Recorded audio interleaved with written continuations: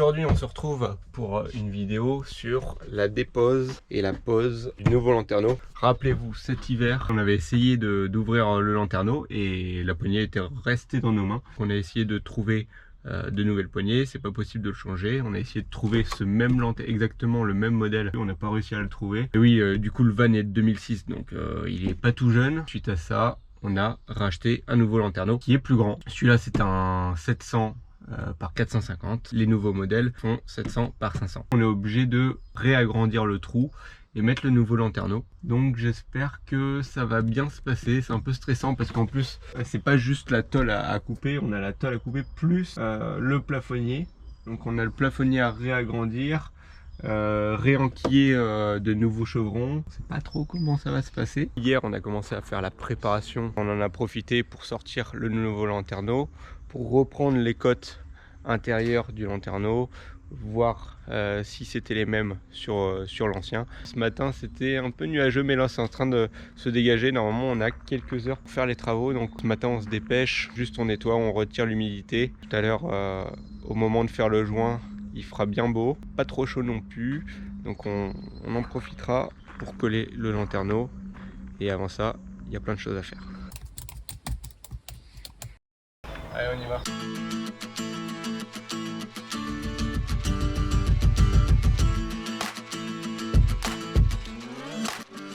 Et dire qu'on avait refait le joint en plus il y a quelques mois. Un peu dépité tout ça. On a fait un joli joint, on s'est fait chier à tout refaire. Et là, il faut vraiment tout refaire, quoi. Le lanterneau complet, quoi. Bon, on vous passe là, c'est l'heure du verdict. Je vais utiliser le drap pour que ça glisse et pour pas abîmer la toiture. Parce que là j'ai vraiment pas de place entre le lanterneau et le panneau solaire. J'ai juste ma main qui passe. Adieu lanterneau. Là il va falloir nettoyer tout le joint. Et ensuite le problème, donc ce que je disais tout à l'heure, c'est que là on a une plus grande ouverture. Donc là on va venir 5 cm plus loin. Bon là il y a des anciens chevrons, bouts de bois. Parce qu'ils sont vraiment tout petits, hein. Enfin, retirer une partie du polystyrène pour venir mettre le chevron. Et ensuite venir fixer le lanterneau. Néa en expertise des panneaux solaires. Est-ce que les panneaux solaires sont-ils bien propres ou faut-il les nettoyer? Attention. Du coup, je dirais que c'est la partie presque la plus délicate. La plus chiante. La plus chiante. Retirer tout le joint. C'est long, il faut pas abîmer la carrosserie. Donc bien sûr, n'oubliez pas de travailler avec des gants, c'est important. Non, je déteste travailler avec des gants, franchement. C'est chiant. Tu fais ça avec des gants, t'as les gants qui font... T'as l'impression d'être... je sais pas, ça t'accrocherait tous les doigts, tu passerais ton temps à décrocher le joint de tes gants. Donc là, oui, ça me colle les doigts, mais... Voilà, une petite boulette et c'est terminé. En plus, je me sers de cette boulette là pour retirer... Oh, c'est beau ça.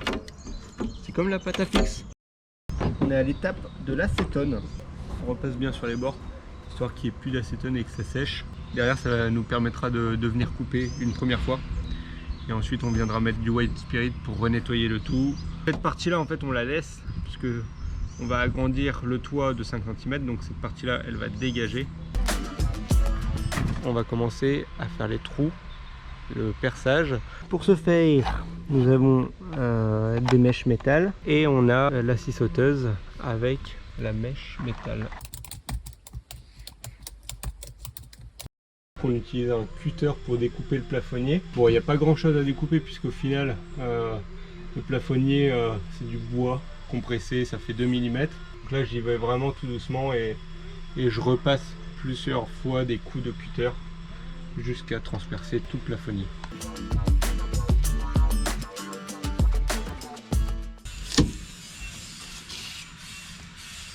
Et voilà.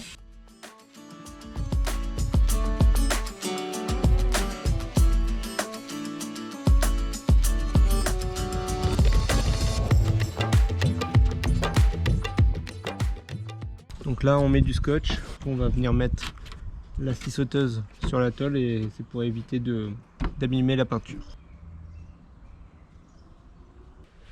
Allez, petit moment de stress, premier trou. Olé! Nickel! C'est bon, les trous sont faits. Maintenant, je vais chercher la scie sauteuse et on va faire toute la longueur. Bon, c'est bon, j'ai mis mon t-shirt de sécurité, on va pouvoir commencer à découper.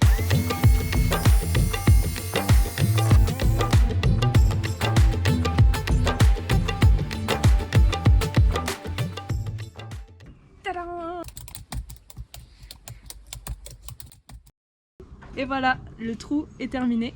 Maintenant, il nous reste l'anti-rouille, couper les cales parce qu'on a des petits rebords donc elles passent pas entièrement. Après, ce sera la dernière étape, la pose et le jointage du lanterneau. C'est toi qui dirige? Voilà, les découpes, nickel, c'est top. En plus, bon, il y a de la marge, hein. Franchement, là, si on veut décaler d'un côté ou de l'autre, il y a de la marge. Les tasseaux qui iront juste derrière, là, tout le long. On aura des tasseaux derrière. Prochaine étape. La découpe a été faite. On vient de nettoyer au White Spirit. On va venir mettre tout simplement un anti-rouille. Et ensuite, on posera le lanterneau.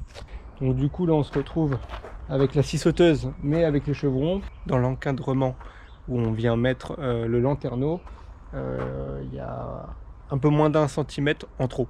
Puisque avec l'ondulation de la tôle et tout, ça passait pas. On va en raboter 2 et puis ensuite on verra pour ajuster les 2 autres pour voir ce que ça donne.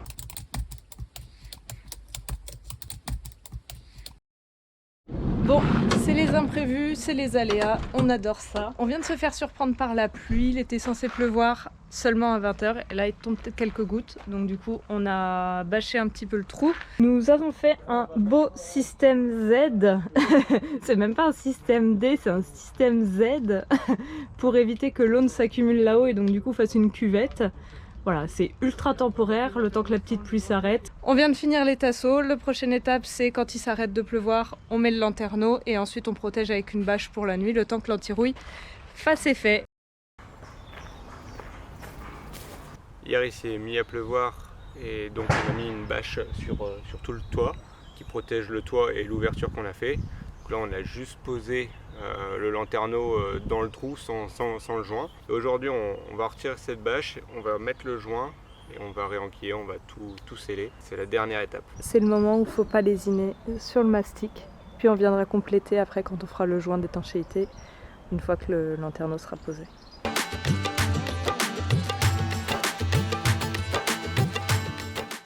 Là on est en train de visser le support extérieur. Les petites fixations dans lesquelles le cache intérieur va venir se clipser. Et là on fait juste un premier vissage juste pour mettre contre le support métallique et ensuite on viendra mettre pré-percer les 2 petites vis dans le plafond. On va mettre les 2 petites vis et on viendra faire un vrai serrage à la fin. Ok chef. Et il n'y a bien que devant la caméra que tu m'entendras dire ok chef, hein.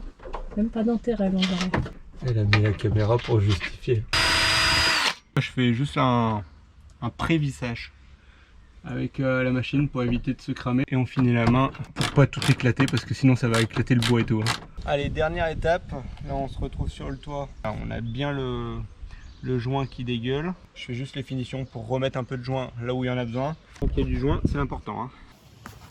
Et voilà, le joint est terminé. Donc là on a fait le lissage propre tout le long. J'ai remis un coup de joint du coup pour refaire un joli lissage parce que le premier lissage il n'était pas terrible. Donc là il y a une deuxième couche de joint, c'est encore mieux. J'avais du joint donc autant l'utiliser et c'est plus propre. Donc à la fin on doit mettre le support intérieur.